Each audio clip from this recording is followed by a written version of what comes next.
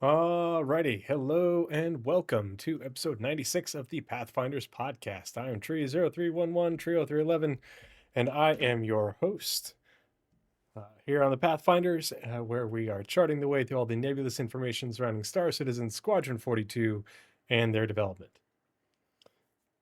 Sorry, this is my first time doing the podcast, and I'm doing it on my gaming PC without using my stream PC over here since I set it up this way, and I'm still running into some issues with the stream PC setup using my laptop, but I monitor the podcast and everything. OBS is on my secondary monitor on my left now, whereas it used to be on my right. So I'm looking over here to my left. It's because I'm looking at the screen to make sure things are okay, but also so I can see chat. Um, whereas it used to be over here on my right. And it's just a little bit counterintuitive now. But yeah. And then my camera is right here, but it's a little bit off center to my right. So it looks like I'm looking way over to my left, but I'm not. Actually, I wonder if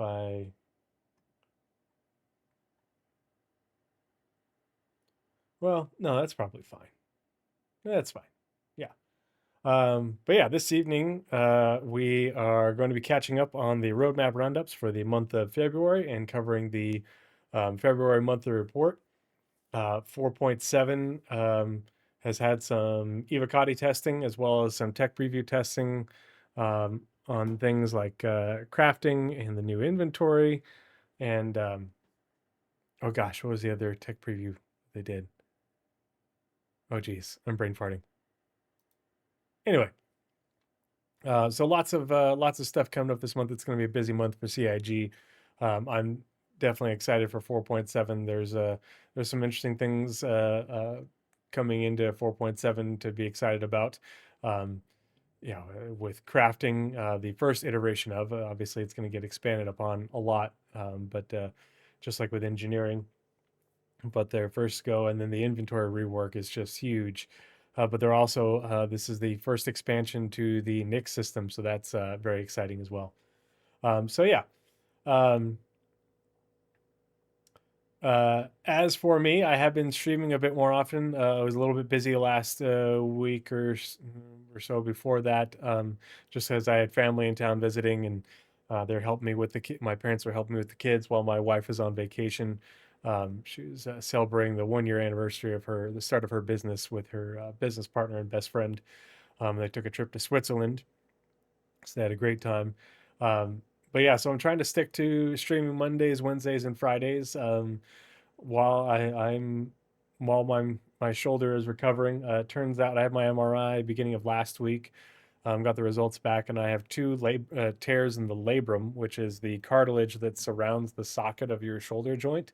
And so it's quite painful if I use my shoulder in any sort of lifting, pushing, or pulling uh, against much resistance at all.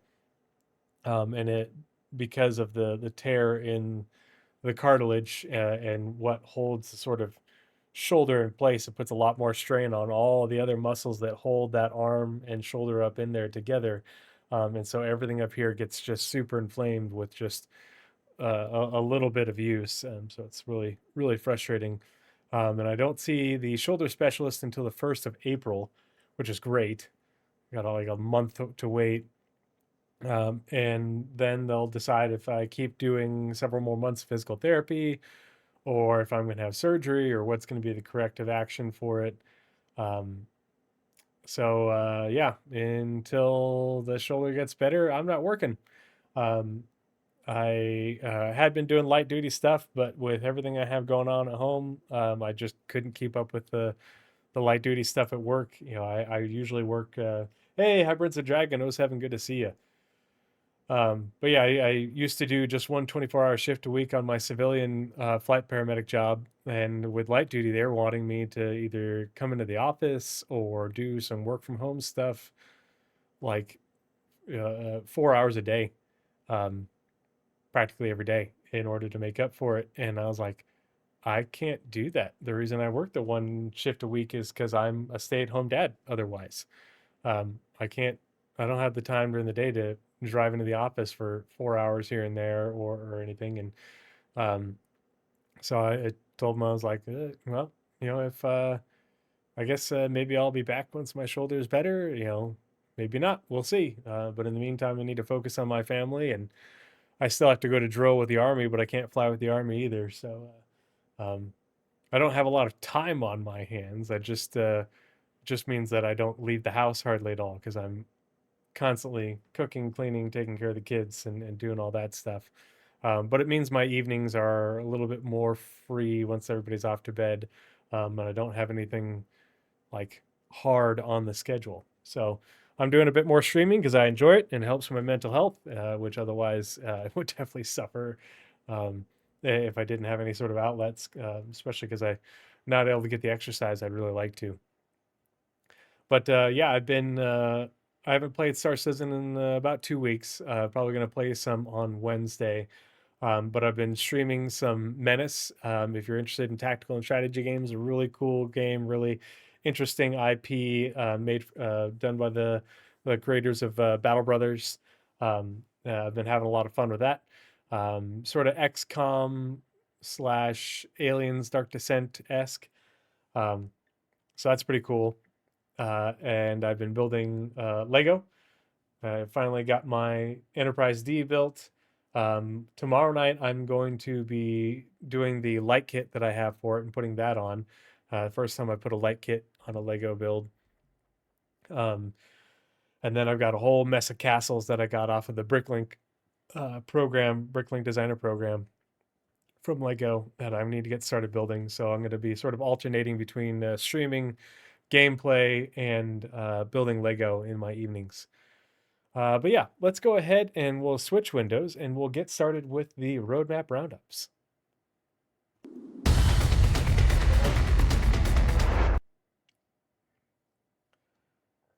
Oh, that's interesting. Camera's flipped in this one. I guess that works. I'll flip it for the other ones. That way, when I'm looking off to my left, it doesn't look like I'm looking the opposite way. Yeah, so we are going to start with the February 11th Roadmap Roundup because I haven't done a podcast episode. Interesting.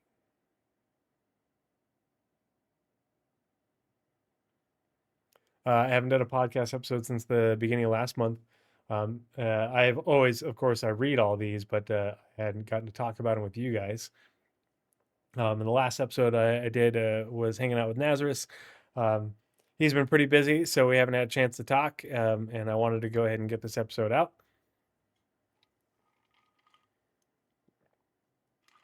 Oh, my bad.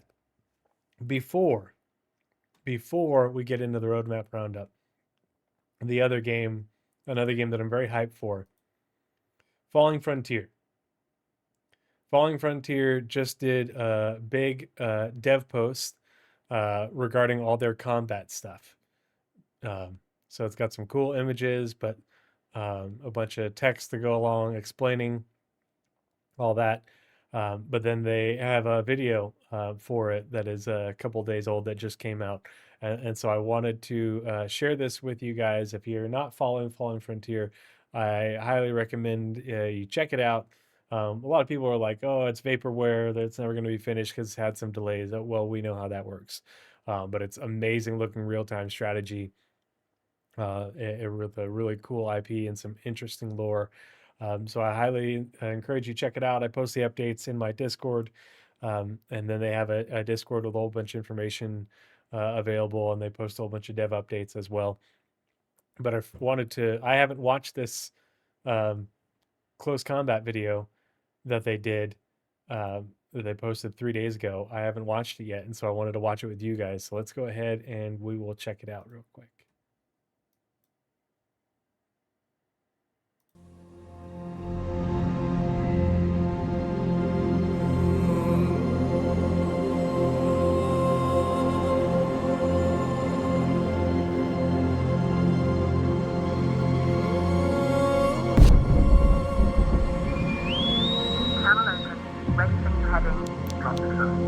Airing group online.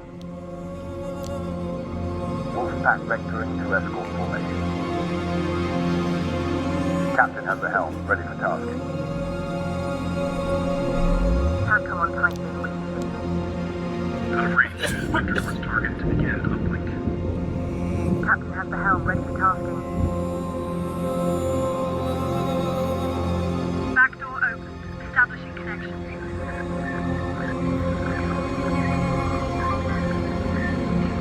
TACOM on the line, get ready to vector. Airwing group online.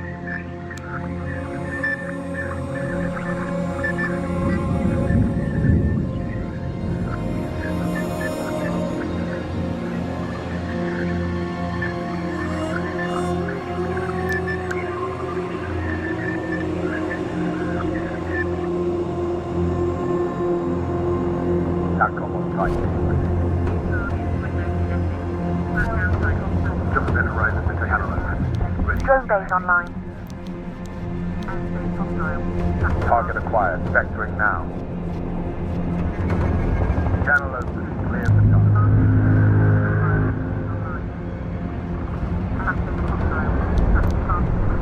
Target painted. TACOM on Titan. Kinetics locked. Package ready for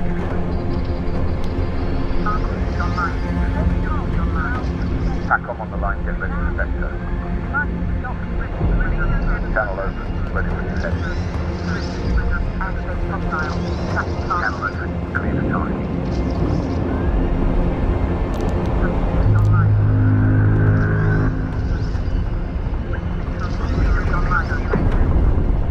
Target's back in front. Ship captain has the helm, ready for task.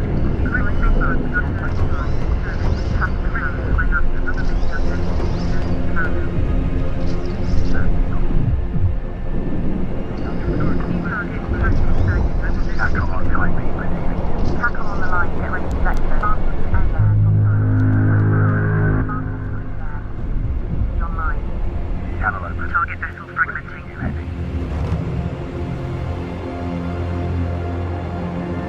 Channel open, tasking. Airwing online. Return to base received. Drones vectoring now.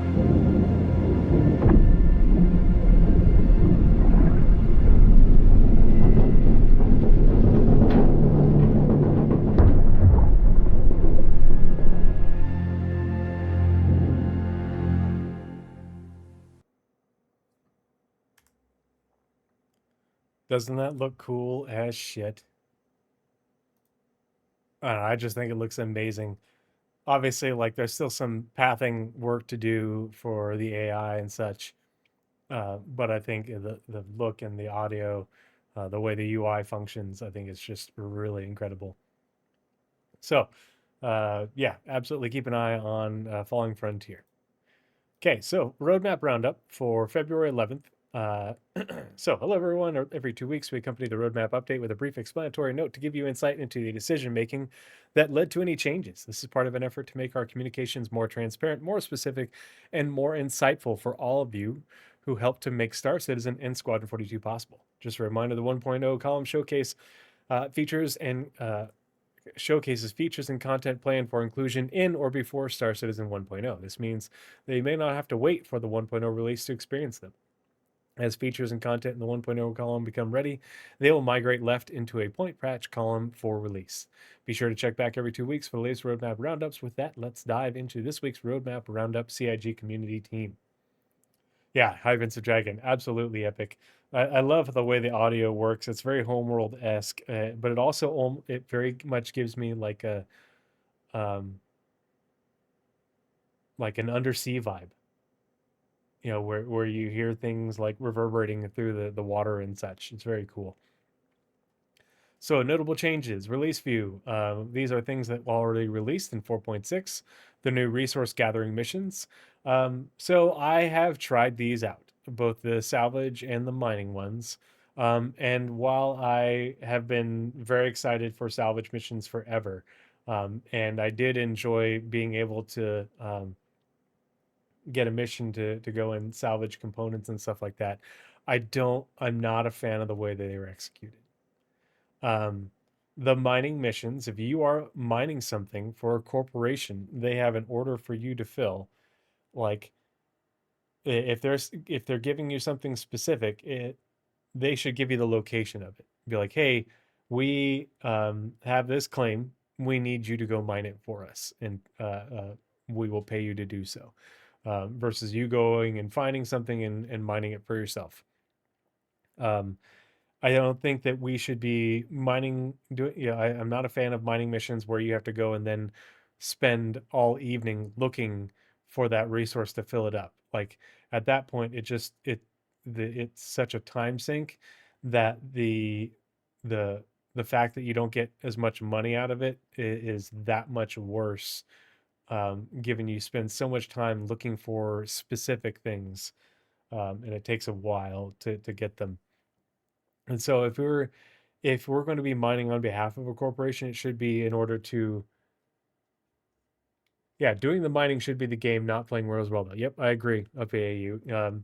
If you're mining for yourself, in order to make money, um, yeah, like having it open ended is fine too. Like if you're, um, like you need to fulfill an order, but like if you're, I feel like especially given that radar and scanning, the new radar and scanning isn't in, and maybe this will get a lot better with the new radar and scanning. I don't know. We'll see how that works out.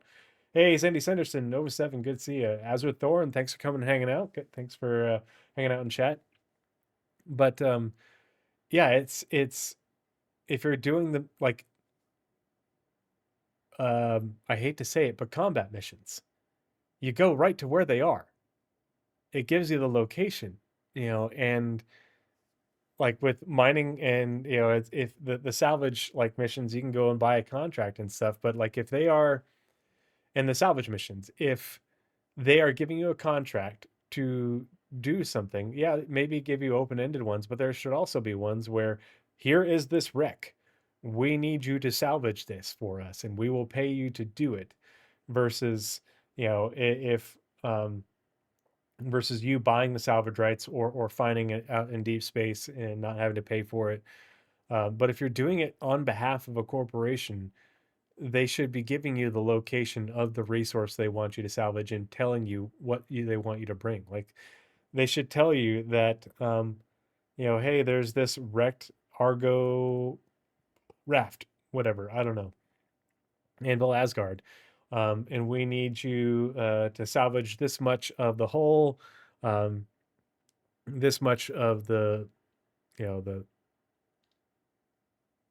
I don't know, the salvage this, scrape this much of the hull, salvage this much of the body or whatever, and bring these components back. Yeah, and then like give you the opportunity to be like, okay, well, I don't want to spend all evening salvaging this C2 or whatever. I'm gonna scrape this much and then I'll break this much, and that way I can get a part. If you do the full thing, you get this much. If you get all of it 100%, but then like break out the payout based off how much you do or something. Because that was another thing with the salvage missions. Like it can take a while, and so I do feel like it should be a bit more directed if you're doing it on behalf of a corporation, especially for the salvage missions, but really, for mining as well, because like these mining corporations can't, like, especially in Stanton, where Shubin would have like control of a lot of the mining claims, but they can't be literally everywhere, but they would be, they would have the capital to buy up all these claims and hire out freelancers to then mine them for them. And then just, they pay them a cut rate for it. Um, versus if you're mining on your own, um, you get the full payout, but then you have to find these things and you have to, look in places where Shubin hasn't established a whole bunch of claims. It makes sense. Azure Thorm says a percentage payout would be amazing. Gives more options for how thorough you want to be. Yeah, and how much time you have. I mean, if for some reason, like, you know, especially given like that missions don't persist between game sessions. Like it's one thing to get disconnected, or then you pop right back in and the mission's still there. But if like I'm like, man, I can't finish this mission. I really need to get to bed. I gotta, holy shit. just got a raid from Zero State with 235. Mother of God. Zero, it's good to see you. Long time no talk. I hope you're doing well. Not that, if anyone needs a zero, not that anyone needs a Zero State shout out, but I'll give it anyway. Hope you had a good stream. Let's see. We're playing Star Citizen. Hey, Amchuka, thanks for coming hanging out. Yeah, GQBD. I'm really not a fan of hole scraping. It's like it's sometimes I might be in the mood, for it, but it's just not necessarily my bag. Hey, thanks for the follow, Mr. Maniac. Part of the ship. Part of the crew. Part of the man. Part of the crew. Part of the ship. Yeah, I'm there for the scavenging, and again, if you're Part of the crew. Oh boy, Part this of is the gonna ship. go on for a while. Part of the crew. Part of the ship. Part of the crew. Part of the ship. man. Part of the crew. Part of the ship. Part of the crew. Part of the ship. Part of the crew. Part of the ship. Part of the crew. Part of the man. Part of the crew. Part of the ship.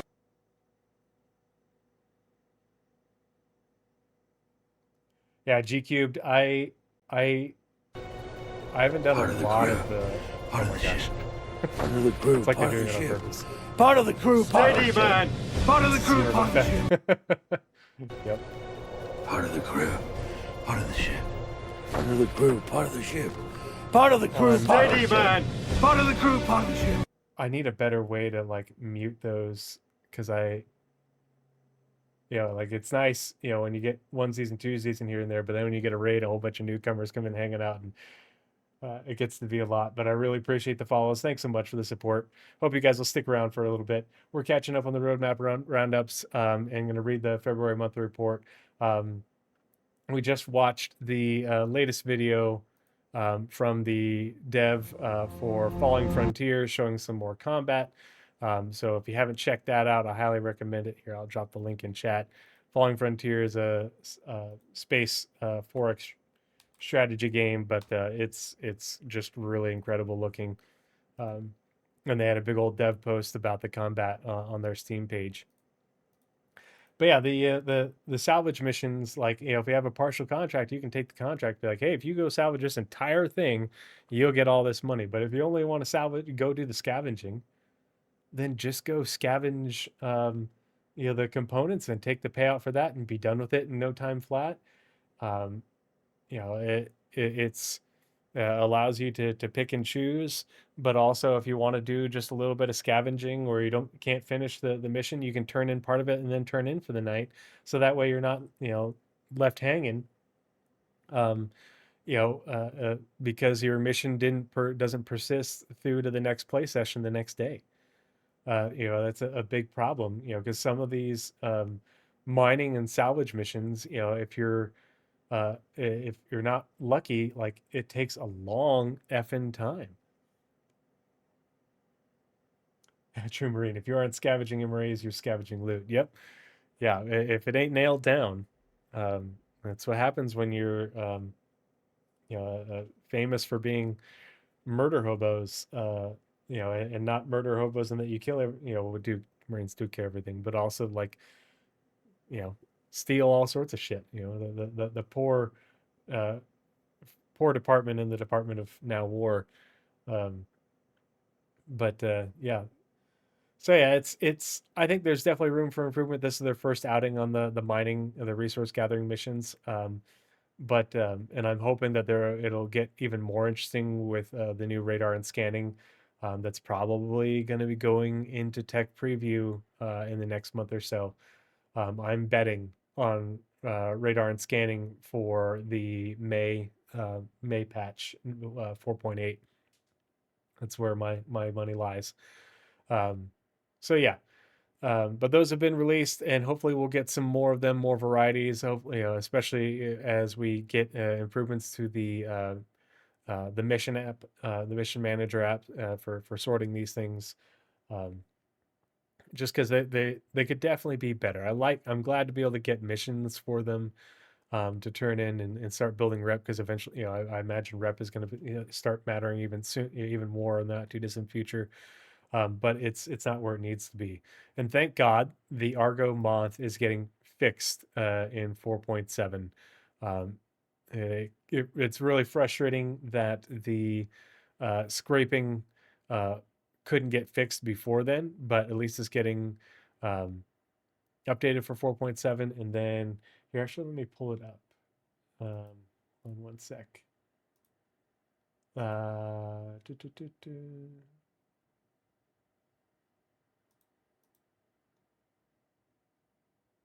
I want.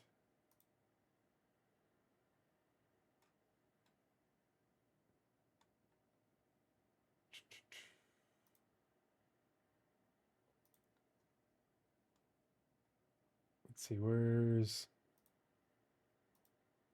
here's a video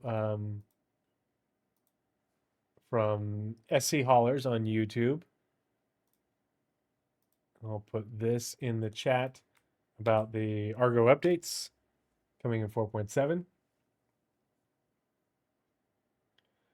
G Cube says, as a scav player, I look forward to more Grays market ships. Find it a fun way to RP being a true scav flying a scavenger ship. Yeah, yeah, that's definitely where it's at.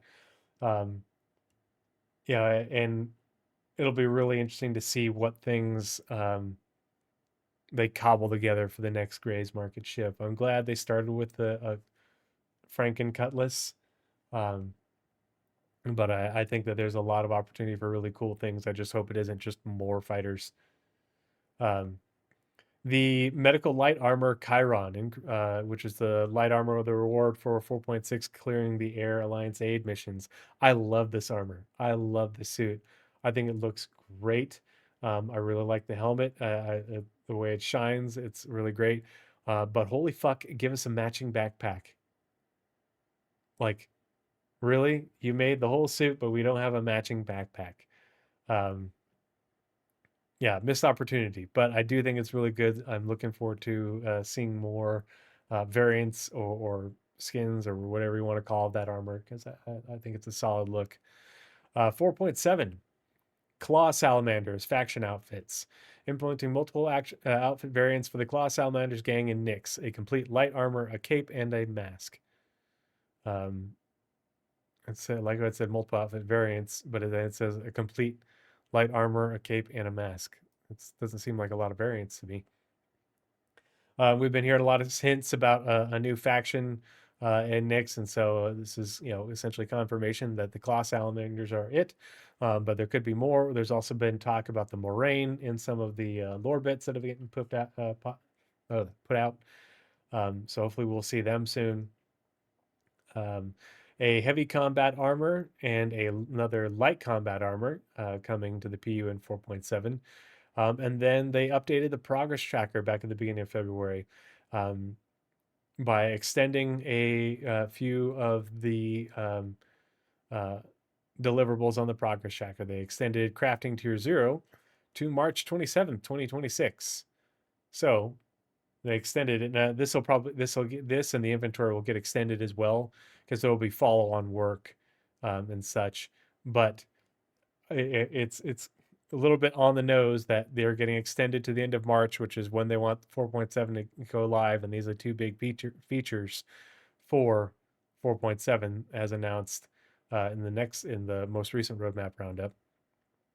But then they go on to say the vehicle command module, FPS, radar, and scanning, both were extended to end of May, which will be when 4.8 comes out for Invictus launch week. Introducing the concept for the vehicle command module, introducing the concept of vehicles taking over control from other host ships, primarily used for spaceships like the Drake Caterpillar or the Drake Ironclad. But I like how they use that language in there, because it's a whole including but not limited to. And I guarantee you, after building this tech, they're going to want to make another ship that uses it, or another vehicle or something, for it to function.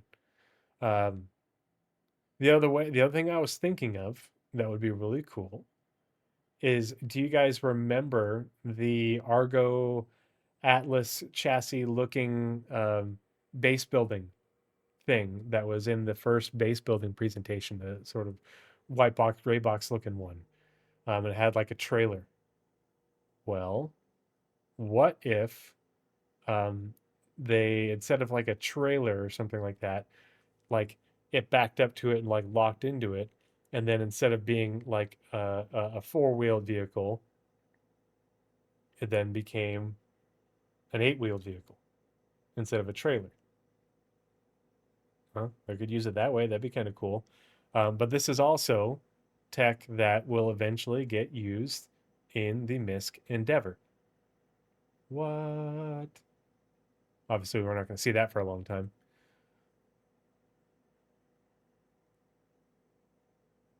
As with Oren says, I'm hoping the command module work builds towards ship-to-ship docking. Yeah, because the ship-to-ship docking that we have now is pretty fucking limited. And that it's just the bare minimum for the Merlin, and we've been waiting to have ship-to-ship docking, between other ships for ages. And we know it's a thing. It's been talked about for a long time to have the universal docking collars be able to hook up to each other, so you can dock with your friends. You don't have to EVA. Yeah, I'm really hopeful for that too, as with Thorin. Plus, it's a really cool way to do missions. Whether it's combat or boarding or rescue stuff, being able to do that instead of just EVAing every time, especially because EVA is not going to be as simplistic as it is right now. We're going to have zero G push pull. We're going to have limited thruster fuel. Not every suit and armor is going to be EVA capable. So you can rely a lot more on your tractor beams and such for that. So yeah, having improved, and not just improved, but like actual ship-to-ship docking, instead of just the docking that we have. Um, I think you're right, and I'm hoping that we can get an update on that in the not too distant future. FPS radar and scanning, one of my most anticipated features, because this is going to change the game a whole lot. Um, Especially for an FPS. But so they say FPS radar and scanning, but it's not just FPS radar and scanning. It's introducing the feature of FPS radar and scanning, but it revamps and it revamps and changes how that's done for vehicles as well. But because we already have vehicle radar and scanning, it's just like a tier 2 version of it for that, whereas we're just not having a tier 1 version of FPS radar and scanning. So introducing improved signature system, supporting much greater distances and dampening of signatures by environmental interference and larger signatures. So that's what's for everything, but stuff that we don't really have for vehicles yet. Improved scanning driven by the same signature system as the radar and ping, available in ships, ground vehicles, and FPS.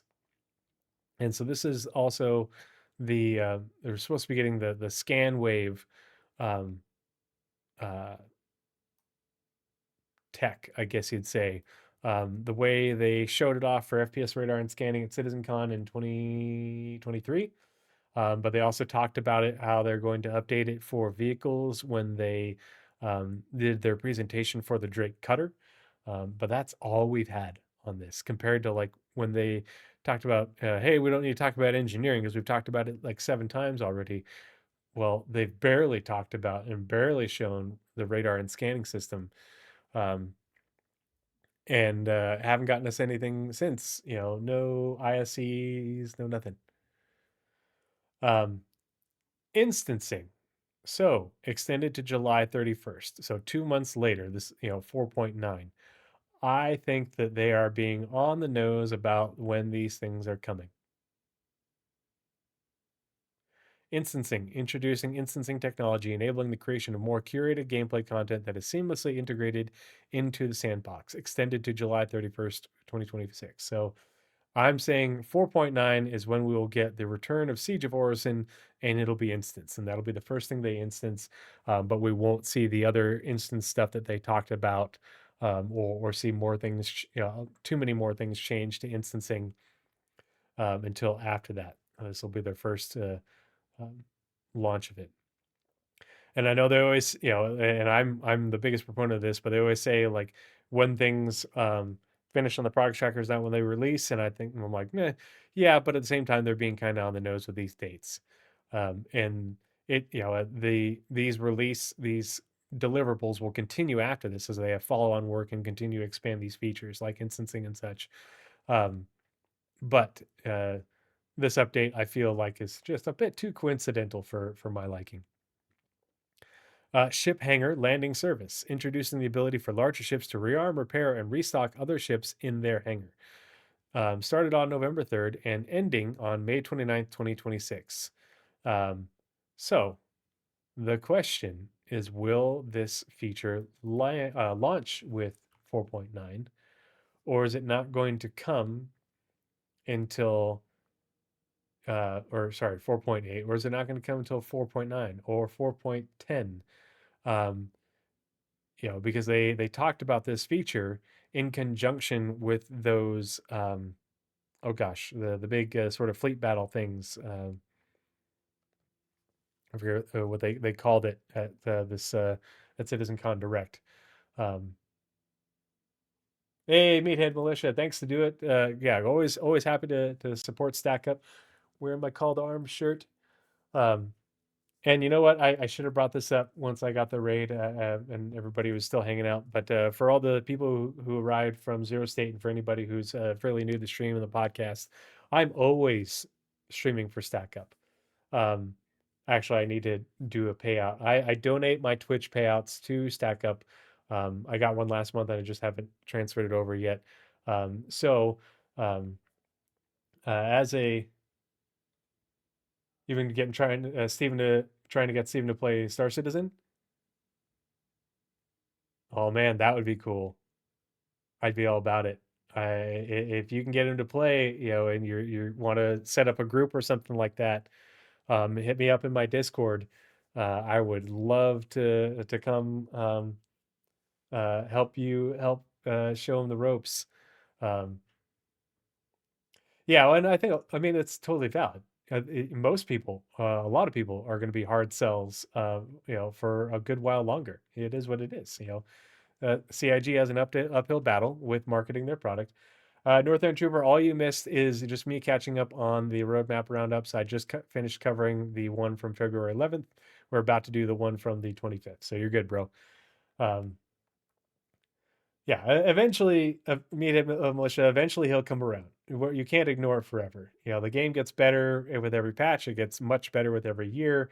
It's but there's still issues that will turn a lot of people away after a very short period of time. You have to really, really just still love the idea of what Star Citizen is and appreciate what it is to really play it a lot right now. And like I don't get to game as much as I'd like to because I'm a space dad. But even I don't know life Star Citizen. I play Star Citizen. I don't always stream when I play Star Citizen. I don't always stream when I play a lot of games. I've been playing um, the new Star Trek game that just released in early access. Something unknown. Or I've been playing Menace. I just installed the demo for the Battlestar Galactica game that I'm really excited about, the roguelite strategy game. So there's a lot of great games out there if you're a sci-fi nerd, like so many of us are. It's not just Star Citizen, but the things that people malign Star Citizen about have continued to fall by the wayside and become much and much less true. Meathead Militia, you do need to check out Menace. Yep. Yeah, it's definitely got some of those vibes to it. I love how much customization you have for your squads and your squad leaders in terms of their loadouts and such, and their abilities, and how you can really make them. Yeah, and Jagged Alliance. Oh man, I keep forgetting to mention that when I talk about Menace. Jagged Alliance is really great too. And I'm looking forward to see what else they add to it. They just released their roadmap to it, which was very bare bones and very open ended, which is fine. Um, but I think that there's a lot more that they can do with it. And right now, it does get there is the missions do get pretty repetitive. Um, but I if, in terms of how the missions are laid out and what your objectives are, but how you do them, it's fun to find different ways to do them and to do different squads. And like I will, if my squads have taken a hit, I won't use them or I won't put them through too much of a rigor, and I'll take out different squads, which means I have to alter my strategy entirely. Um, and so it forces you to not play through each mission the same way. It forces you to adjust your play style, and I really like that. I mean, it doesn't necessarily force you, but it's like, well, do I take these debuffs on this squad because they went through the ringer on the last mission, and do I put them into the next one too, or do I take this squad who I haven't used in a couple missions, and I'm like, and they may not be ideal for this mission at first glance, but then how do I modify them along with the other squads that I'm going to bring in order to be successful? So yeah, it's great fun. Um, yeah. Let's go ahead and move on to the February 2025 Roadmap Roundup.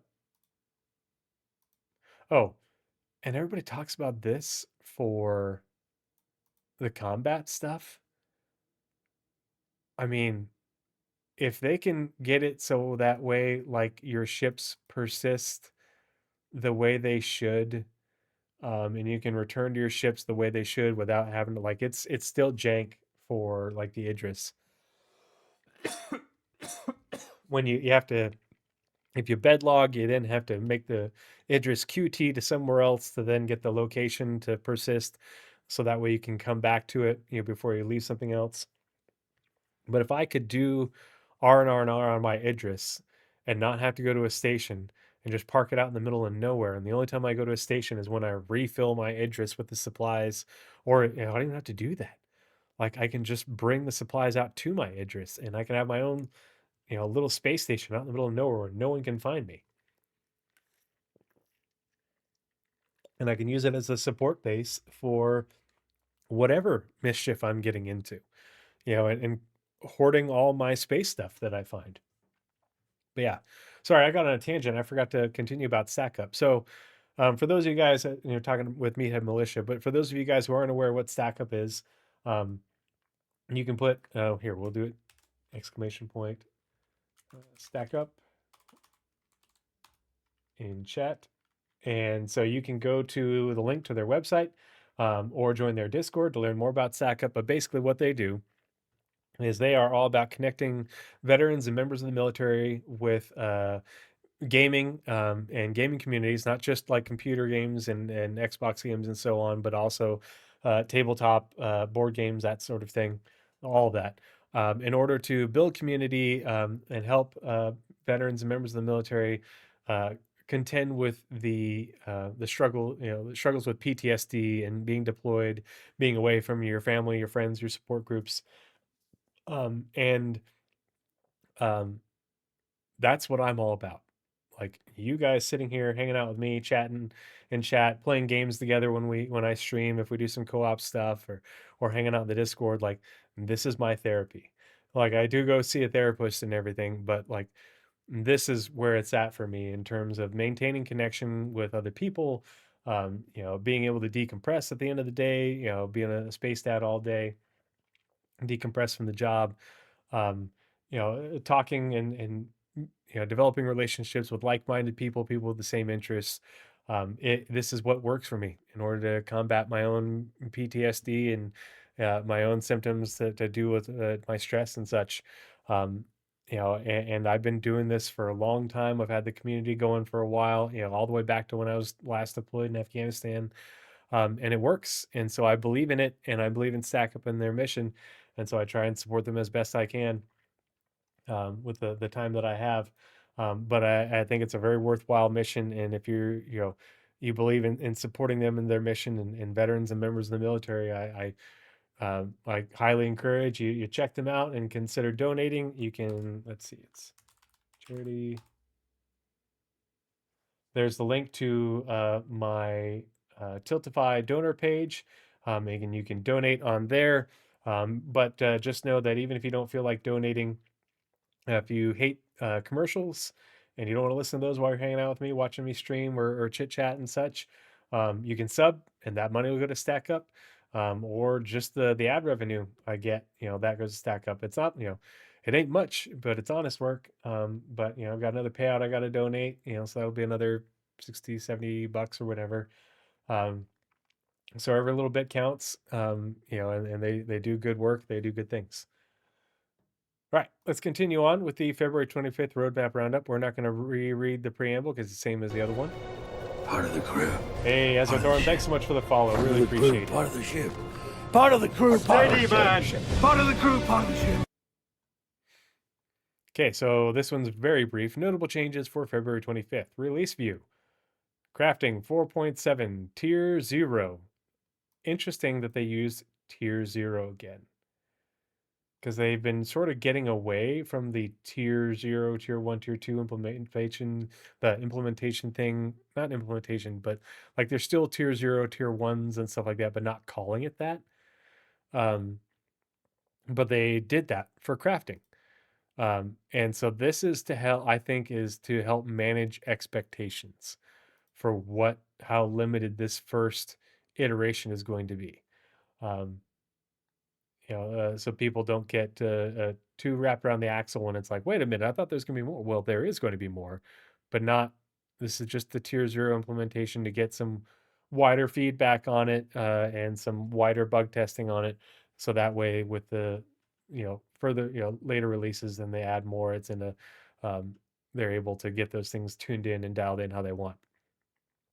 So, implementation of the first iteration of crafting, introducing earnable blueprints, material quality, and the ability to improve existing item stats through the crafting process. This initial release focuses primarily on crafting weapons and armor. So this is sort of my tinfoil hat, because I don't think they have mentioned this, but crafting to me is how you are going to go about repairing things that are craftable. So we can already repair our ship, but we don't have a way to repair your armor or your weapons, your tools and stuff. Those things will get wear. They will have a oh gosh, what do they use in other games? Durability, essentially. Your items are going to have durability. They're going to develop wear, just like components are going to develop wear over time. So is everything else. And I don't think you're going to be getting out your pyro multi-tool and spraying your gun with it in order to repair it. I think you're going to take it to a crafting table, and it's going to tell you your crafting box, and it's going to tell you what you need in order to repair it. And I think that will be the process versus, oh, well, this one has a durability of 65, and now you just need to recycle it and make an all new one. I think that there will be too much scrubbing your gun. Harder, sir, harder. This is my rifle. This is my gun. This is for fighting. This is for fun. But that's my take on it, because I think as you take damage on your weapons and armor, and durability and stuff, like, it's going to encourage you to maintain those things, to not put, you'll have to think about, do I keep going? Do I take on another mission? Do I take on another job? Or do I keep going with this dungeon? Because the durability on my chest piece is down to 33, and when it gets to certain thresholds, you've got increased chance of penetration and taking an injury. I think that that's going to be a real thing in Star Citizen, and I think that's why they put a crafting box on the Clipper, and why they're giving them away to us, and we're going to have them on our ships, is so that way you can take care of your things in the field if you have the right ship and you bring that with you. But then like you're losing space um, for loot and so on, and so it's like it's a more choice thing for you. Um, so I think that's where it's going to go, and it sort of mirrors real life. Um, like I remember in my first deployment in Iraq, there was a guy in the second squad of my platoon who took a 3 round burst from a PKM. Luckily, it was at short range, um, and it took a 3 round burst right to the chest, doot doot doot, right up to his chest, and it absolutely shattered his plate. We had the ceramic plates. This is back before we had the like 1/4 inch or what are 3/8 or yeah, it was 1/4 inch of steel essentially grafted on top of them. But it like the bullets got lodged in there and like almost penetrated through. But like after that, his plates were done. But we had an entire box of replacement plates in one of our Humvees, and his ribs were bruised, and we couldn't readily evac him, so he had to keep on fighting. But like, literally had a guy run across the field to go grab, 2 more replacement plates, and we just opened up his flak jacket, put in more plates, and he kept on going. It kept on freaking going. And so, if you can imagine, um, and maybe you will be able to use your pyro multi-tool to do like a temp partial repair on your body armor or something like that in order to keep it from going down too low. You can only repair it up to a certain level.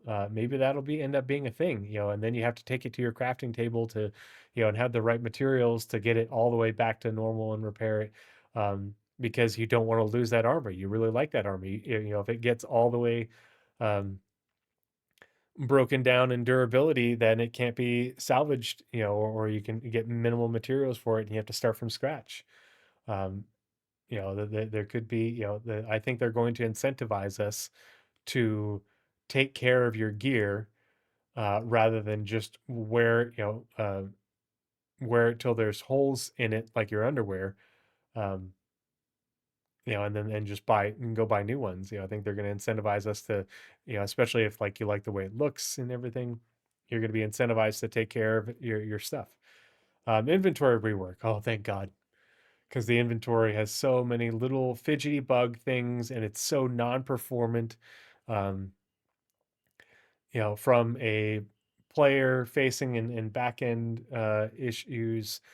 Um, we're long overdue for this. Thank God. Inventory, we're reworking the visuals and improving the overall user experience of the personal inventory UI introduced in 3.15. This update includes new functionality such as proximity looting, stack all, and more. And from what I've read in the monthly reports, they do say that this update, not only is supposed to be more client-side performant, but it's also supposed to be uh, it has improvements on the back end in terms of um, accessing your inventory and things moving. Yeah, you know how like so frequently you'll be trying to move an item over and it'll just be grayed out and it's in a queue to get moved at some point. Um, or you're waiting for the inventory to load and there's a delay and such.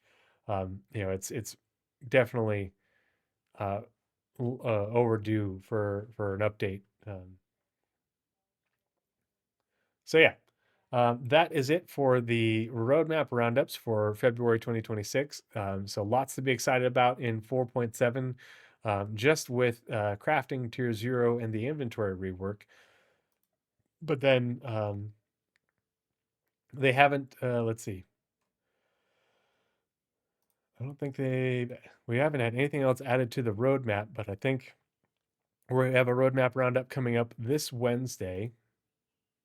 Oh, never mind, we do. Okay, so oh yeah, the hairstyles, light combat armor, heavy combat armor, the salamanders, the locations. We've got the people service stations, which they just did a really interesting.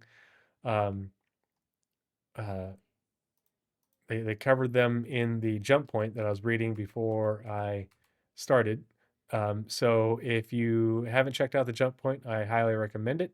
Really interesting, really cool. Look at the, along with the monthly reports. I mean, we get the jump points and the roadmap roundups and a whole bunch of dev posts. There's a lot of really great information in the jump points that people just sleep on. So if you want to learn more about the service stations, check that out. If you don't have access to the jump point, you can hop my Discord and I'll upload it in there.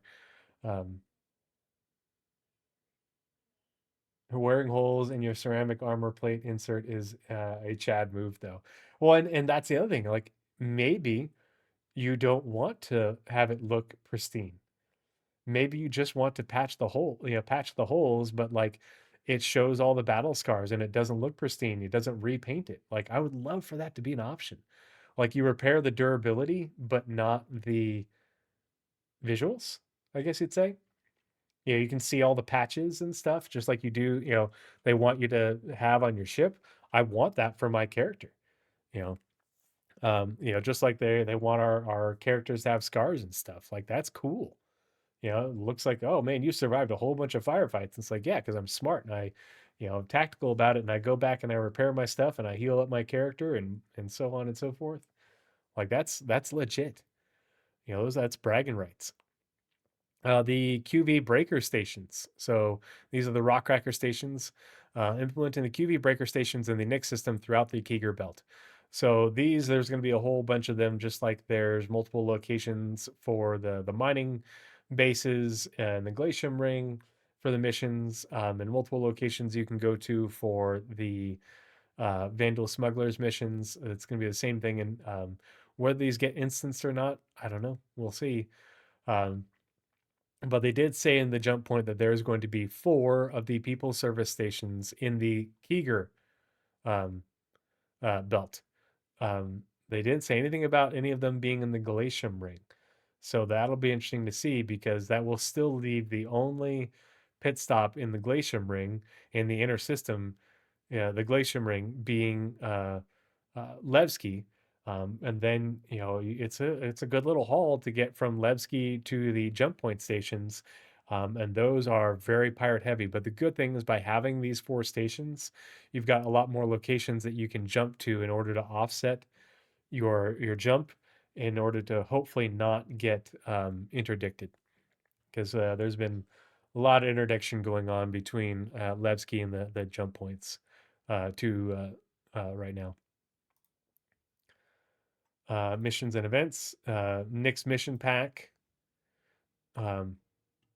including the return of courier missions and other delivery missions, and then Wicklow ship offerings. All right, let's go ahead and we will get into the monthly report for February.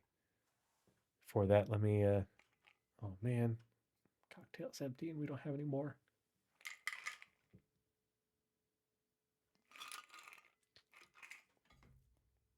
Okay.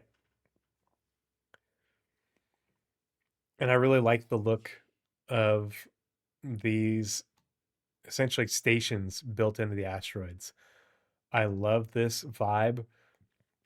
I much prefer this look to compared to the space stations at the Lagrange points and such. Yeah, no, Danger Hope, I was doing the exact same thing. Yep, I did it too. Just because it would happen to me so frequently, and I don't know why it was happening to me so frequently, but it just was. And it was real frustrating. Um, but yeah, I love the look of these being built into these great big giant, craggy asteroids. Someday I just want a little miniature version of these with just a single hangar for just, a single large hangar for my ship, and maybe like a docking, or maybe even like a medium hangar and then a docking collar, so that way I can basically bring anything there, with like an external freight elevator, and just out in the middle of nowhere, in some asteroid belt, in Caliban, an abandoned one that I decided to settle in. Like, that's all I want for myself. Like, fuck building my own space station or a planetary base. I want to build one of these, but a little one, just for me and anyone else who wants to stop by and look at all the stuff that I stole. So, PU Monthly Report for February 2026. Welcome to February's PU Monthly Report. There's a huge amount of content coming to the verse in the next few weeks, including new and returning missions, the latest ships from RSI, and thrilling activities and locations around Nyx. Read on for everything done toward this exciting upcoming release. What do you guys think? Do you think that the ship in the sneak peek from last week is the Mark II for the Aurora? I think it is. So, AI content. The social AI team began the month bug fixing in support of Alpha 4.6, looking before looking to future releases. AI content worked alongside mission design to set up characters that players will meet in some of the new game loops. New game loops. They also provided the initial setup and placeholder lines so the designers and directors can test the game flow with sample lines in place.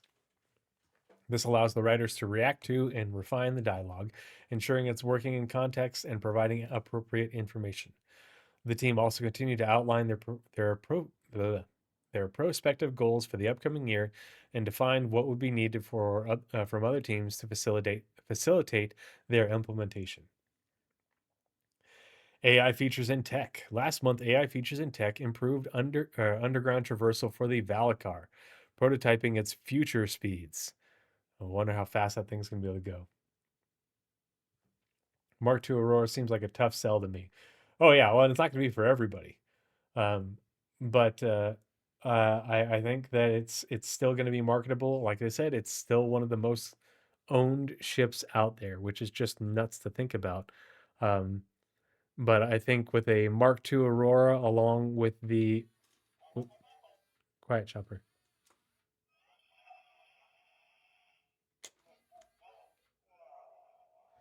Along with the Aurora rework, or not rework, gold standard, I think that it's going to be a much more viable and interesting ship for a lot of people, especially given that it's like the cheapest ship. And for people who just want to get in the game and just try it out, um, and or they have friends in the game, they just want to have a game package, and that way they can get into the game and ride around in other people's ships. Because I guarantee you, there's a huge subset of the gamer community that has absolutely zero interest in flying ships, but they want to do the FPS content, and not just shooter content, but the first person content in Star Citizen.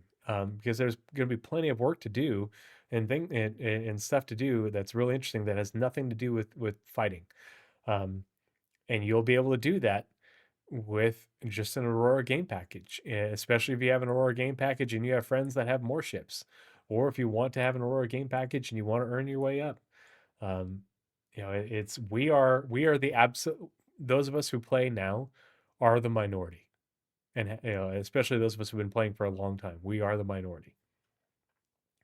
As with Orm says, Darge did a great comparison. It seems to be identical to the current Aurora, but with texture changes. I'm guessing it's the Aurora SE that's been rumored. What has anyone said what SE stands for?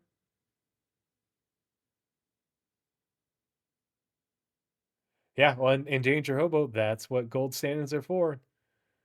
Making it not outdated anymore, bringing it up to current standards.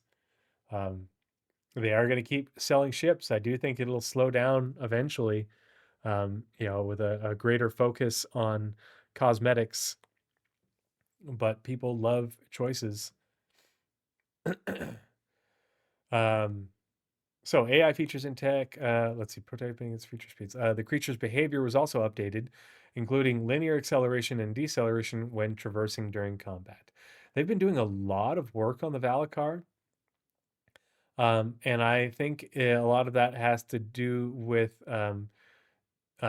getting the work done, because I think a lot of it will continue to get used in the other Valacar-esque creatures that were on that creature panel that we saw. An issue was fixed with toy guns triggering weapon fire and bullet hit sound effects, which caused NPCs to cower. That's why you always see them stuck cowering whenever you run around landing zones and stations, and they just don't ever change. Accuracy calculations were also modified to give a design better control over them. The team then improved how safe zones function within the global perception system, designated areas where players can rest or regroup without being detected by NPCs.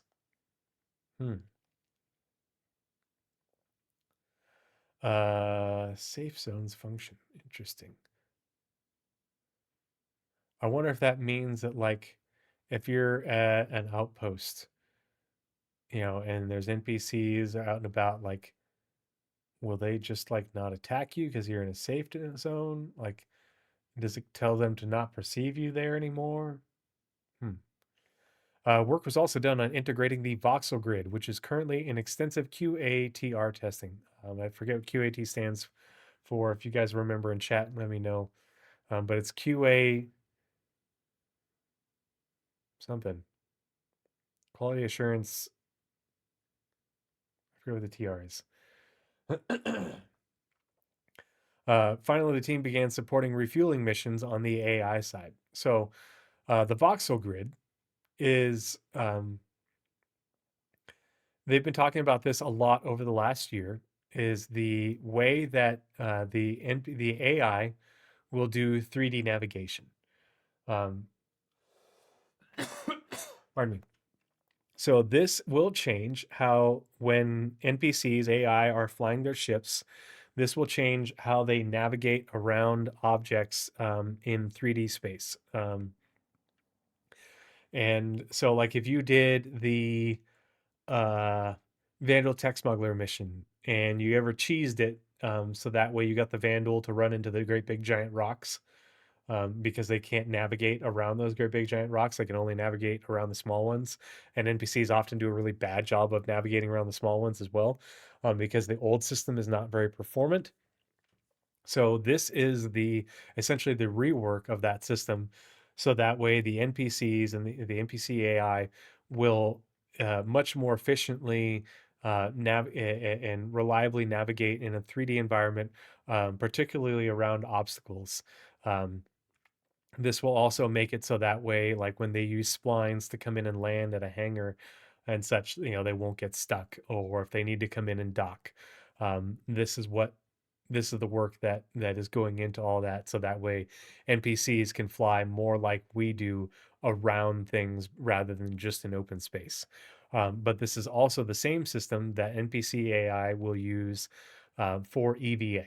So in order for them to have NPCs being able to do EVA combat or navigate EVA environments, this is what they need. And so, like, the abandoned stations in Pyro, or if there's a ship where the gravity gets turned off, um, this will allow the NPCs to be able to navigate in 0G around environments. Finally, the team began supporting refueling missions on the AI side. So this is they are finally getting refueling missions. The Starfarer is going to work, and so we'll be able to go and refuel AI ships. You'll be able to go to a spot, and they'll come in and they'll tank up with you, and you can or link up with you, and they can fuel up with them. And I think I forget who said it in chat when we were talking about um, the command module. Well, the work on the command module, they talked about it, requires a lot more work for ship-to-ship docking. The ship-to-ship docking system is what's used for ship-to-ship refueling, and so obviously that's had some issues. And so I think that all these things are coming together to allow for fueling missions to work. So that way you can do those and go refuel NPCs, but also you'll be able to refuel your friends. So that way, like, you go out to here, we're going to,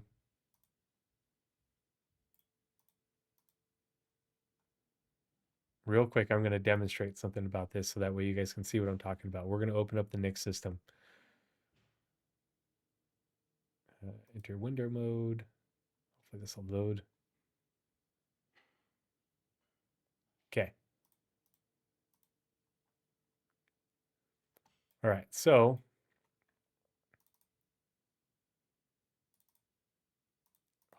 You're not going to let me select it? Really? Come on. Please work. What if we enter full screen?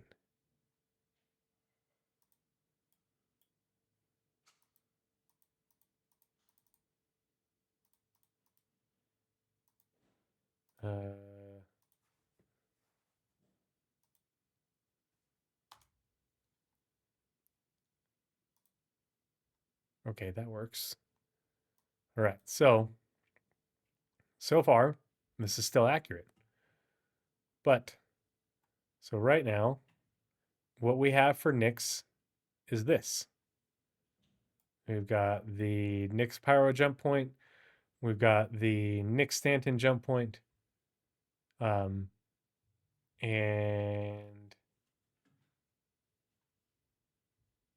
that's it. And then you have your Glacium ring in here, which is in the green belt. Here's Nyx 2. Here's Nyx 1. Oddly enough, not in the green belt, but apparently still able to be terraformed. And then there's a bunch more jump points around in here. And so this is a very small area in reality, but then there ain't shit other than Nyx 3, which is an ice giant, until you get way out here to the Keeger belt. And this is 11 AU. Way farther out with a whole lot of fucking nothing. And they only put 4 pit stop stations in the Keeger belt. So it's a long ways in between stations in the Keeger belt. And it's a long ways to go from the Keeger belt in to the Glacium ring, back to Levski or to one of the jump point stations. So there's a reason I think that there's a good reason they are updating refueling and giving refueling missions, because we're going to get missions to go refuel NPC ships all the way out here. But you're also not going to want to have to, you're going to have to bring the right ship to come all the way out here. And maybe you don't want to, you're jumping around all through here, and maybe you don't want to have to come all the way here. Maybe you don't have to fly all the way over here to then refuel. But if you've got a buddy who can bring you some fuel, boom, you're good. You don't have to, stop what you're doing. That's the whole point of refueling. And that's the whole point of ships like the Starfarer and the Vulcan. Vulcan 2026, maybe, please. We'll talk about that here in a second. Animation. Animation spent February improving assets for the Copion, while facial animation focused on the first performance capture shoot of the year. This was held at the end of February and captured numerous new characters. Oh boy. Yeah, the Copion definitely has a little bit of work to be done to smooth out the animations and make things flow a bit better. Eternal GG. Hopefully those missions come with my Odyssey. No refueling friends needed. Come with my, oh man. I don't think they're going to come with the Odyssey, but I'm hyped for the Odyssey because I have a CCU from the Odyssey, or the character to the Odyssey, and I really like the look of the Odyssey. Not interested in mining at all, but I think it's a really cool ship. But yeah, you can refuel yourself if you can find find what you need to mine and refine. You got to be in the right spot. Art characters. February saw character art polishing assets for Alpha 4.7 alongside working through art debt in preparation for Starware. What do you guys think? Do you think we're going to see Starware this year? They're working through the art debt. If they're working through the art debt, that means that they've come far enough along on the tech side of it that it's time to get everything up to snuff with it. We'll see.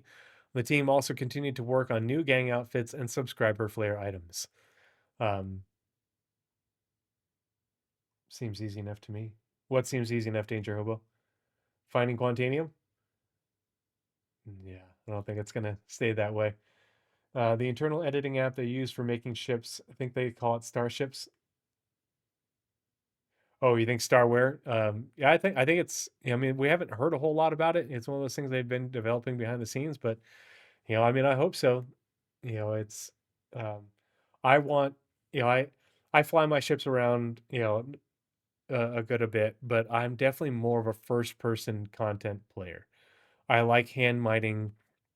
I like using the Geo and the Atlas for loading cargo. I like to scavenge components. Um, and so I'm looking forward to more first person content. And that is a lot of that is driven by what kind of gear you can wear and what you can do with it and why what you wear matters. Because right now it doesn't matter as much as it really should. Oh yeah, yeah. Sean Tracy did say that. Yep, I forgot about that. I've only watched the SEL once. Usually I watch it 3 times. But I've been catching up on my backlog of Space Tomato videos to watch, so I haven't. I've only watched the SEL once. But I mean, I think it's within the realm of possibilities. But if it isn't this year, um, you know, first half of next year. But it'll be interesting to see where they come with it. Pardon me. A lot of talking. Sip some water.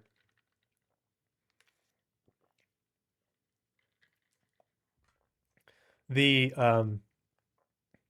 subscriber flare items, the medical thing that they just released, which allows you to carry a paramed device, some refills, and some med pens. I think that's exciting. Your medic box, just like you have in other FPS combat games, where people can run. You can be like, "Oh, I'm out of med pens. I can run back and refill, and your medic stays back and restocks it or whatever." Or if somebody makes a supply run to bring more forward, or bring a replacement one. you know I think that coming out is a hopefully a signal that they're doing more work on medical gameplay in the background. We shall see. Azor Thorm says, my question, if unique stats will come in or just the mixing of armor and clothes. I want my medic armor to hold more med pens, dang it. Well, and um not just unique stats. I mean, obviously, like things like your damage resistance, radiation resistance, how well you can handle extremes of temperature and such. Um, but I want radar, FPS radar and scanning um, needs to be tied to what you're wearing.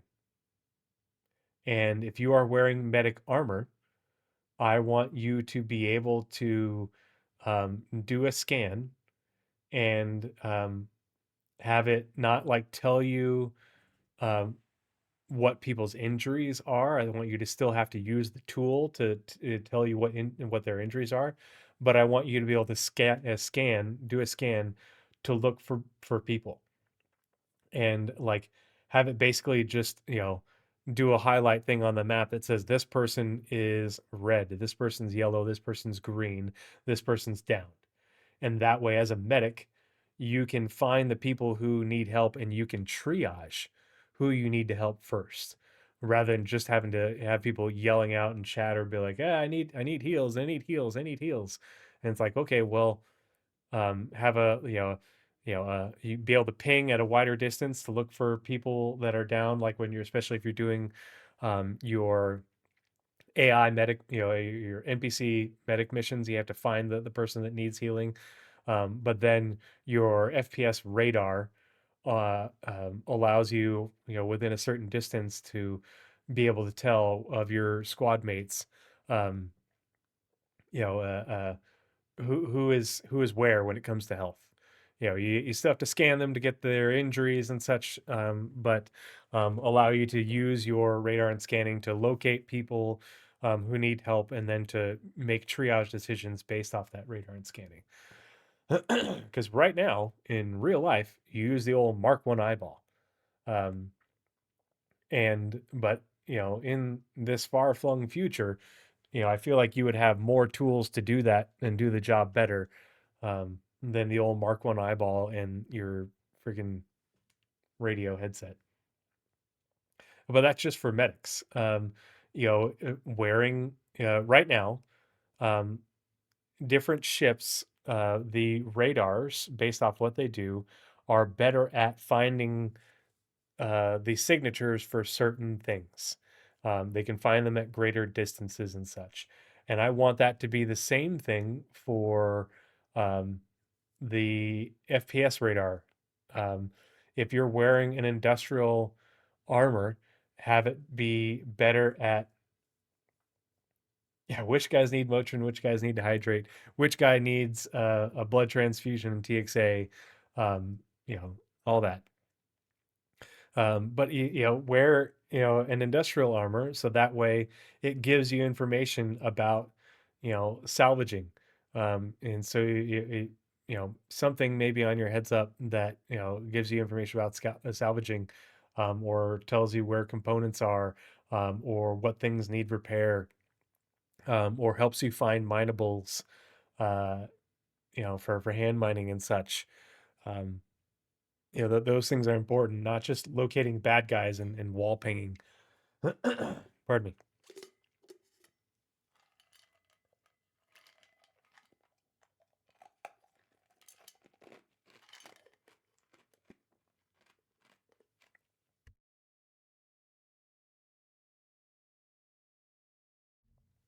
Sorry, was chewing on ice. And actually, the mic shouldn't have been picking up on that. Why was that getting picked up on?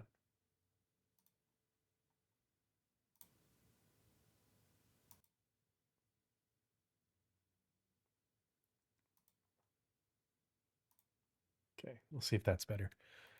All right, on to everybody's favorite, art. Ship art. In the UK, the ship's team completed the art phases for the Aegis Hammerhead Gold Standard, with the ship moving to downstream teams for closeout. They then moved on to a related ship, which is approaching White Box. Okay, so hear me out. Conspiracy theory time. Aegis Hammerhead. Aegis hasn't had a ship in a while. What Aegis ship could they be working on that would make sense for this year? What else are they working on that might pertain to a certain Aegis ship that is in the backlog? Could it be related to rearm, repair, and restock? Could it be related to um, refueling missions? I mean, yeah, Avenger Mark II. That's a that is a very good guess. I wouldn't be surprised if a Mark II came with the gold standard. I would love to see an Avenger Mark II. I think they could make that look really cool, because the Avenger is a very old ship. Um, maybe the Nautilus. I feel like we would hear more about mines and drones once we hear about the Nautilus, but I was thinking the Vulcan.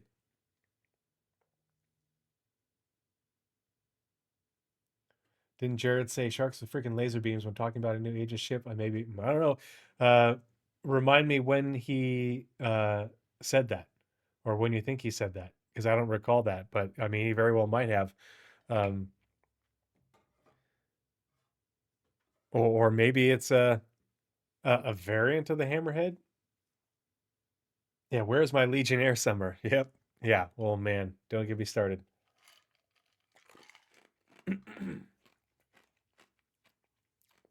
Yeah, and it could be a new ship. Me, I want it to be the Vulcan. The Vulcan is one of my favorite ships. I love the Vulcan. It's like the Vulcan was concepted, was that 2017? But if we're getting refueling missions and they're updating that, now the Vulcan requires drones. So we haven't heard anything about drones in a while, but I hope that they don't get rid of the drones for the Vulcan. But yeah, and it could just be another combat ship. Yep. But my hopium is for the Vulcan. Because they are just talking about which is approaching white box. Like that means if it's approaching white box, it means that they are doing all the pre-production stuff. And if it requires a bunch of pre-production, the ships that require a bunch of pre-production are the ones that are older and needed pre-production work in order to update the concept to modern standards. Ooh, an Aegis landing ship. Could be. Yeah, a lot of options. But they did talk about recently when they were doing the Aegis Gold Standard how they talked about doing stuff for the Aegis kit. And so that kit will get used in whatever this related ship is for sure. The Gattac Raylan passed its white box gate review and moved into gray box ahead of its planned release at Alien Week this year. They must be moving on that ship.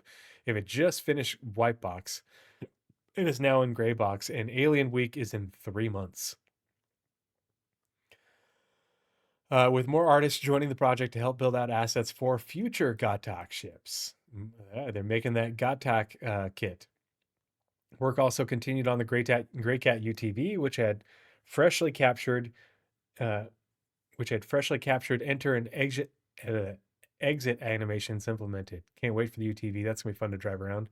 It's currently with downstream teams for completion. MISC's upcoming hauler, the Whole B, continued towards its Lot Zero gate review. Tech Art is currently finalizing the highly intricate spindle, deploy, and retract animations. When do you guys think we're going to see the Whole B? Do you think it's going to come? I think it's going to come with a 4.7.1 in April. That's going to be my guess. Gattac Merchantman. The Drake Ironclad Assault, and Command Module each passed their gray box gate reviews. The team then moved on to Lot Zero tasks, quickly progressing thanks to the time invested during white box on the modular kit. DrakeCon, and I own both of the Ironclads, so that's going to be a lot of fun. Taking the Ironclads out to the Keeger belt will be interesting. The Keeger belt will be interesting. 3 unannounced vehicles progress too. The first is approaching its gray box gate review, while the second passed gray box following minor functionality requests from the director.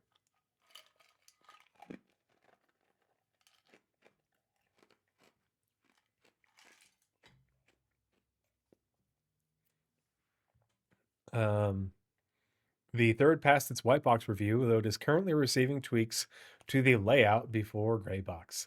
In North America, an unannounced ship passed its white box gate review, with the team talking feedback regarding some of the interactions with elements in the rear half. Finally, the Drake Kraken had its white box review rescheduled to early March after further concept time resolved areas that didn't hit current standards. So it's still working its way through white box. This is going to be a DrakeCon next year's ship. Bet. The team also reviewed traversal throughout the ship. Following this, they removed and reduced the scale of some rooms that offered no benefit to players without compromising the scale of the interior hero rooms like engineering. The ship remains on track for its planned release next year. There you go. And remember, the Galaxy is aiming for IAE this year. So much hype for me. Because Galaxy with a medical module, chef's kiss. Community. The community team began the month by publishing the January PU monthly report and preparing for February seasonal and community-driven events. The team supported the annual return of Coremore, Star Citizen's equivalent of Valentine's Day, with an informative catch-all post detailing everything this yearly celebration has to offer.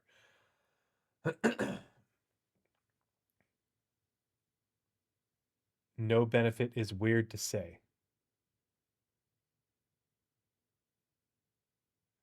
Sorry, I found the laser hammerhead source. SCL ship audio team at 5520. What did they say? Sharks with laser beams, or did he make any reference to an Aegis ship?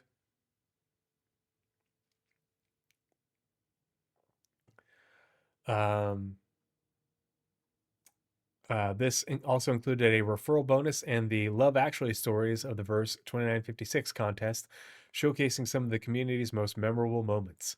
Cormor also welcomed the new Argo Moth salvage ship, and the community team provided a comprehensive Q&A and published a guide to the new industrial missions. Additionally, the community team... I need to reread that. Additionally, the community team provided support for Red Festival, which celebrates the new lunisolar year in the verse. They published a catch-all thread for the event, along with the Earned Fortune screenshot contest, highlighting how intrepid players personified the Agile Rat. The team's contributions for both Cormor and the Red Festival also included updates to the Welcome Hub, new player guide, and Welcome Back pilot pages, ensuring that new and returning players had the latest info on everything happening in the verse. Throughout February, the team kept a close eye on player feedback across Spectrum and social media, pulling together sentiment reports and passing key findings on to the development teams to keep them in the loop on what the community was saying.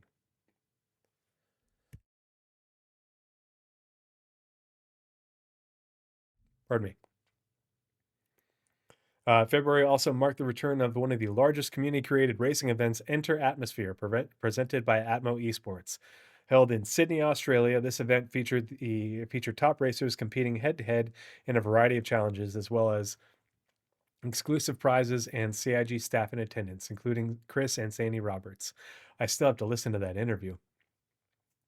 The community team also supported this premier event through Spectrum and social media. As always, the team also continued their evergreen tasks, including This Week in Star Citizen, alongside bi-weekly updates to the roadmap and roundups. Pardon me.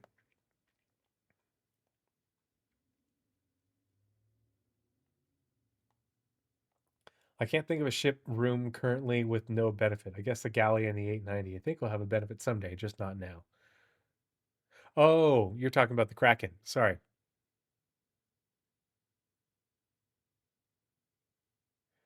They removed and reduced the scale of some rooms that offered no benefit to players. Rooms could be talking about like hallways, passageways and stuff, just like ante rooms before you enter another room or before you enter a hallway. So, core gameplay, very short this month. As seen by Evocati players during recent tech previews, the core gameplay team made solid progress on the inventory rework. Final polish and bug fixes are underway as the team prepares it for release. So they are balls to the wall on features and tech like that. Capital Ship Services progressed well too and will be delivered to downstream teams soon. The team's focus was also on the social features demonstrated during CitizenCon 2954. Yes, this is why I thought Sean was going to talk more about social features at SCL because they mentioned it here in the monthly reports. But hopefully, we can start seeing some of those and before the end of this year. That seemed to be what Benoit was alluding to. So we'll keep our fingers crossed. Economy. The economy team spent part of February tracking exploits, in particular those that resulted in item duplication or large quantities of AUEC being generated. While many loopholes have been closed, further patches will be introduced in Alpha 4.7. Following this, the devs will create additional guardrails and monitoring systems to lessen the impact of illicit AUEC on the wider game economy. Yeah, they're going to start taxing the billionaires.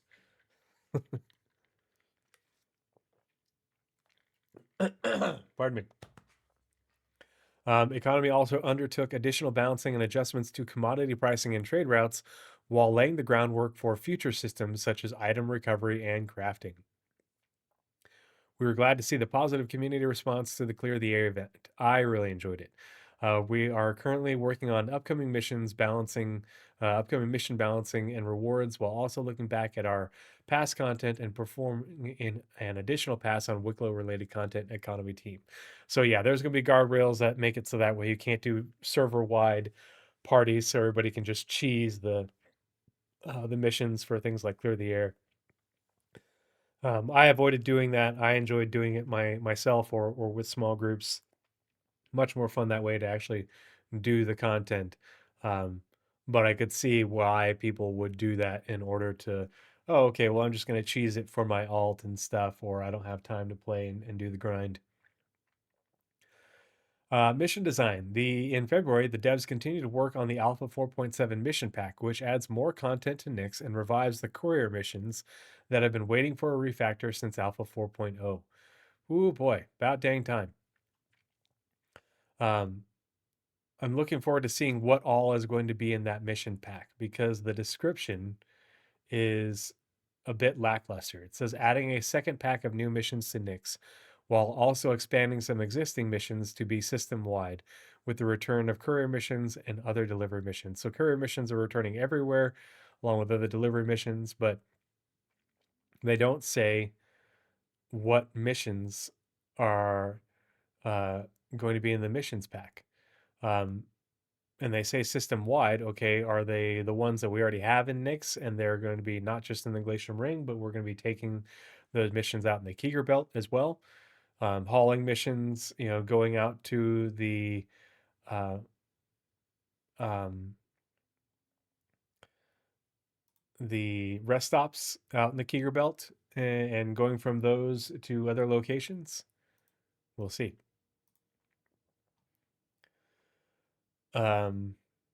These missions also have small design changes. For example, courier missions now range from one-handed items to two-handed boxes. Delivery missions range from one SCU box to 6 one SCU boxes, and hauling begins from 6 SCU and upwards.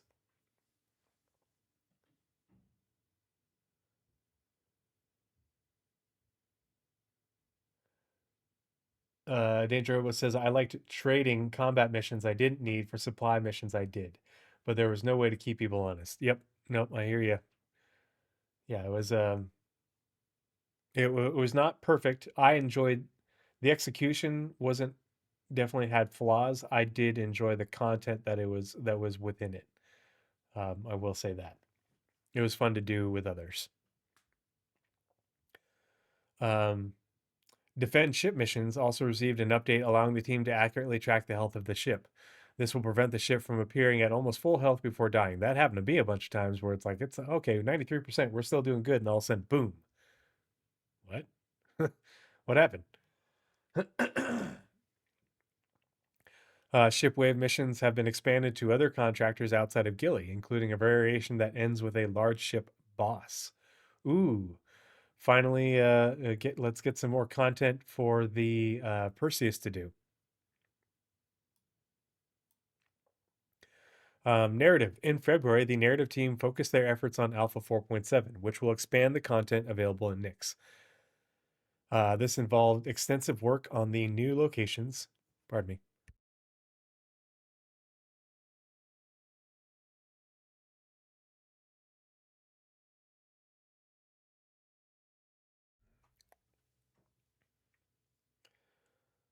This involved extensive work on the new locations, including QV breaker stations, home of the Rock Cracker mission. But there will apparently be other missions that you can take that take you to the breaker stations and the People's Service stations, which are new refueling centers operated by the People's Alliance. So here's another thing I hope for. I hope that we get fuel delivery missions. I hope that you'll have to use a Starfarer in order to carry fuel from a station with a refinery to stations without refineries, or even other stations with them, in order to deliver fuel. Not just refueling, but like you have to, that was always meant to be a thing for the Starfarers. The Starfarer is what was used as a fuel truck to bring fuel to fuel stops, not just fuel ships out in space.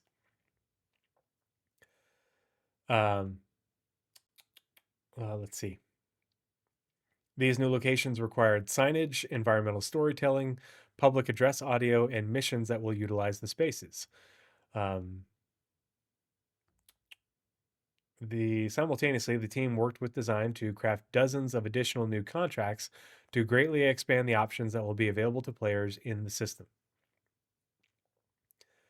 Looking ahead, the team wrote scripts and completed a capture session for a variety of new NPCs.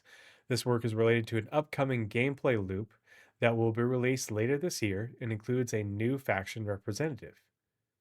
Upcoming gameplay loop.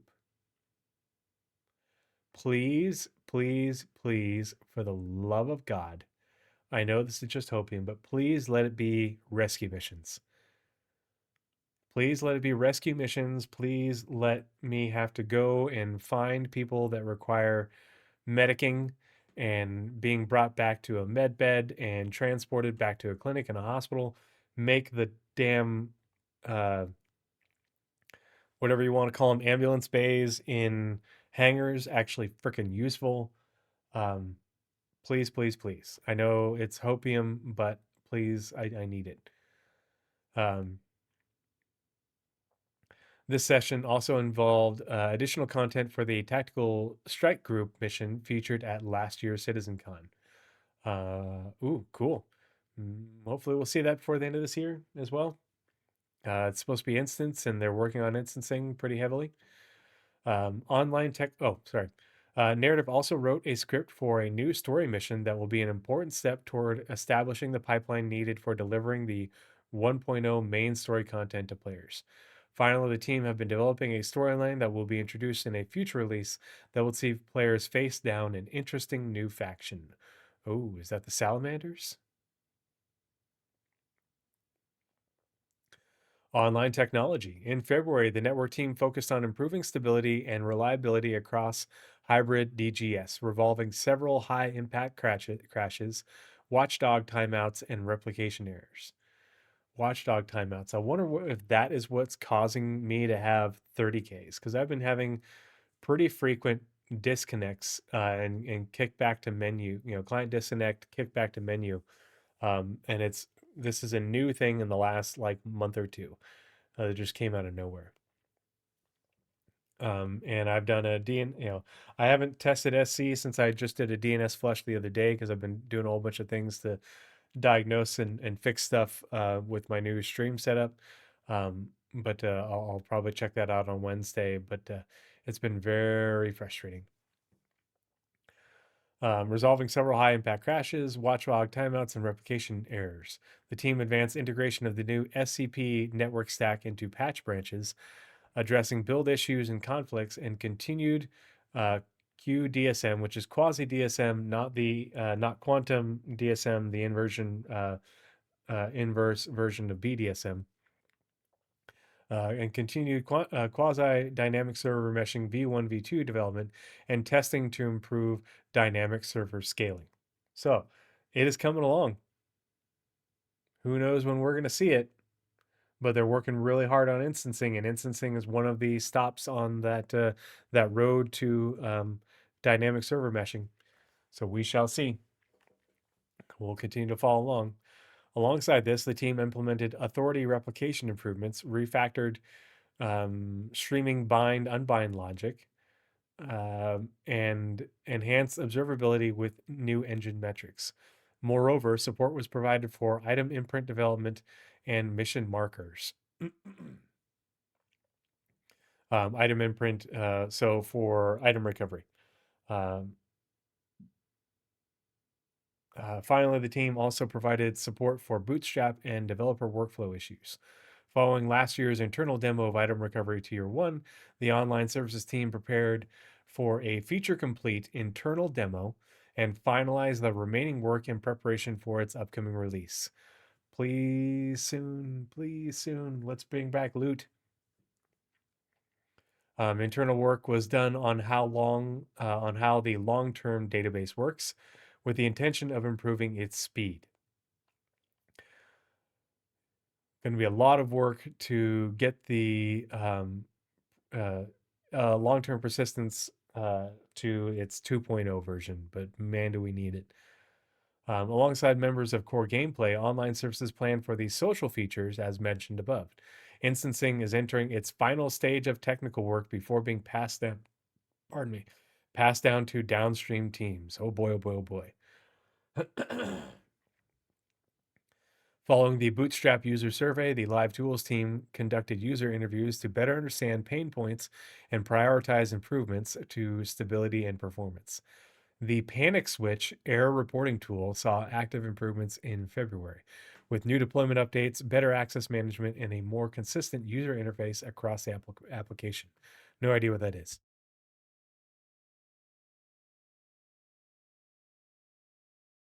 Pardon me.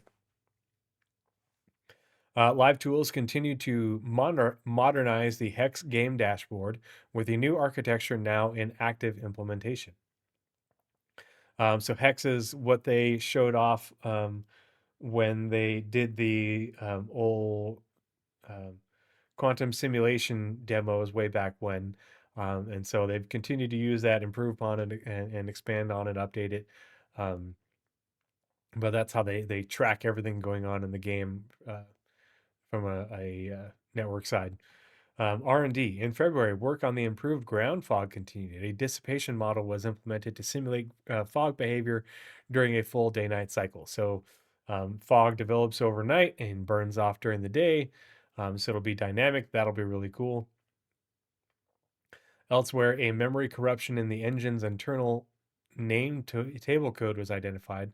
This led to a rewrite of the name table code and related functionality, which now provides a thread-safe and significantly more efficient implementation. In VFX, in February, the VFX team focused heavily on supporting Alpha 4.7, contributing to the development of new locations, creatures, and props. And to the development of new locations, creatures, and props. Oh, so new creatures. I think it's the first time I've noticed that. And vehicles as additional deliverables for Nix came online. For example, one of the major points of interest for 4.7 received extensive fine tuning, resulting in a significantly improved final look. Pardon me. Creatures for Nix also received a dedicated VFX pass to ensure their visuals are up to date and properly integrated into their new environments. In addition, the team helped bring several upcoming vehicles to life. I'm excited to see what creatures we get in Nix. Especially when they are referring to 4.7, considering we don't have any planetary bodies yet. So these are creatures on asteroids or out in space. What could that be? I don't know. We'll see. All right, let's go ahead and switch screens because that is it for the February monthly report. Space whales. All right, and let's go ahead and we're going to flip that. Transform. Flip horizontal. There we go.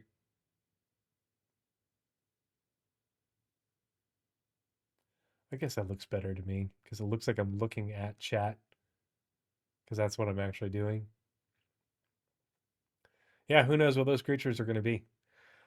But yeah, that is all that I have for this week's episode or this episode of the Pathfinders podcast, episode 96.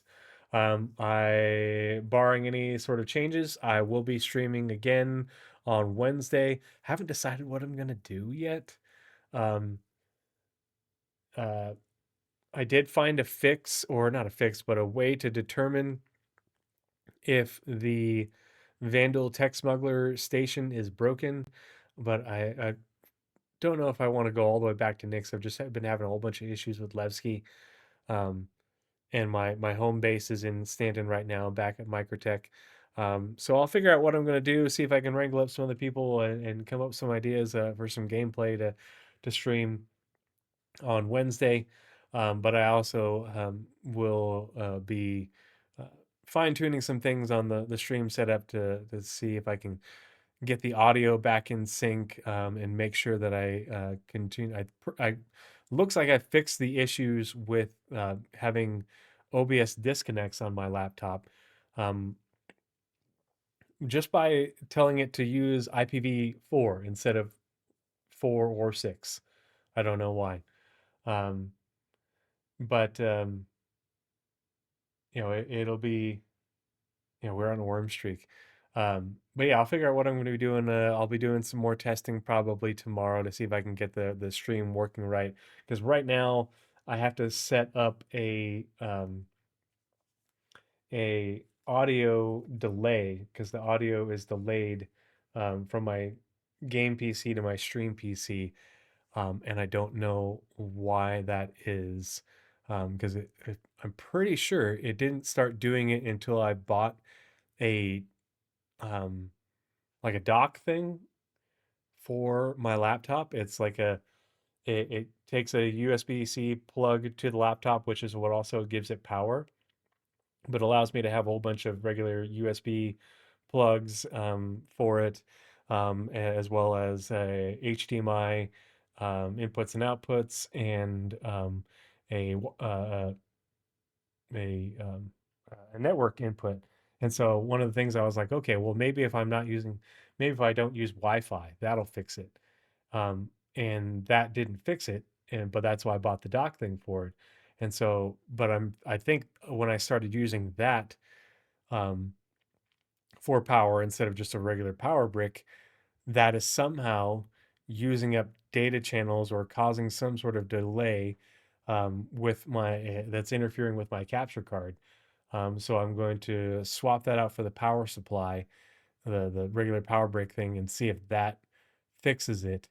And that way I don't have to have that artificial audio delay put into my OBS settings. Because it mostly fixes it, but there's still a little bit of delay, and I hate it. It doesn't look right and doesn't sound right. But yeah, that's the plan going forward. Planning to stream Wednesday and Friday.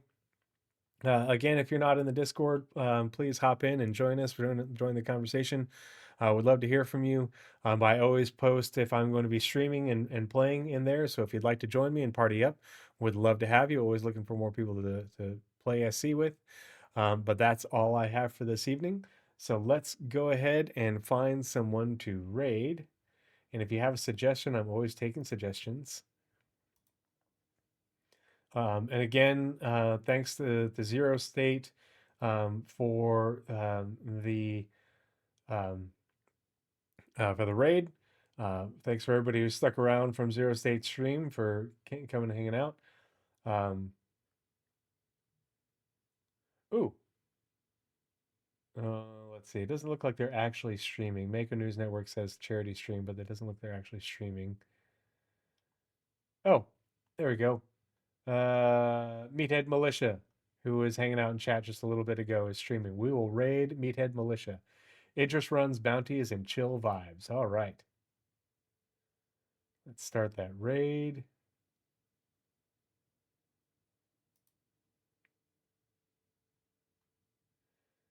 And